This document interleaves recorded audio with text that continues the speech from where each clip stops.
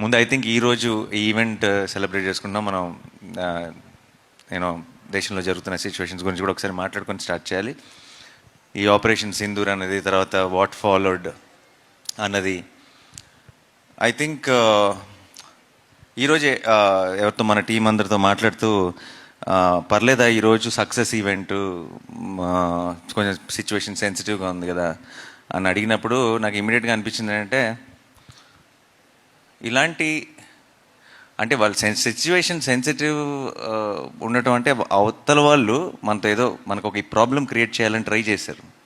ఆ ట్రై చేసిన దానికి మన వాళ్ళు, మన ఇండియన్ ఆర్మీ చాలా పద్ధతిగా, ఫోకస్డ్గా, డిగ్నిఫైడ్గా వాళ్ళకి తిరిగిచ్చింది కదా.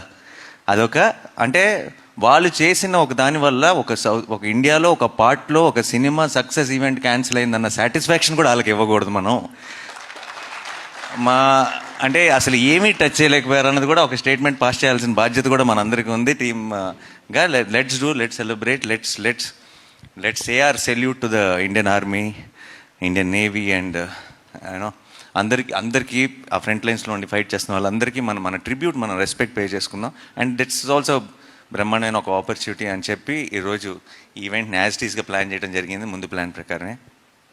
సో టు ఆర్మ్డ్ ఫోర్సెస్లో ఉన్న అందరికీ కూడా నా తరఫు నుంచి, టీం తరఫు నుంచి it's a big salute. Thank you so much. మీరు ఉన్నారు కాబట్టి మేము బయట అసలు ఇక్కడికి వస్తున్న చోట ఏది అన్ని పనులు సాఫీగా జరిగిపోతున్నాయి. అసలు ఇక్కడ మనం అప్పుడప్పుడు వింటుంటాం ఆ దేశంలో యుద్ధం, ఈ దేశంలో యుద్ధం అని. అక్కడ పరిస్థితులు ఎలా ఉంటాయి అప్పుడప్పుడు వీడియోలు చూస్తుంటాం. మన దేశం అంతా యాజ్ ఇట్ ఈజ్గా ఫంక్షన్ అవుతుందంటే దానికి కారణం ఇండియన్ ఆర్మీ. అండ్ వాళ్ళందరికీ మన సైడ్ నుంచి బిగ్ సెల్యూట్.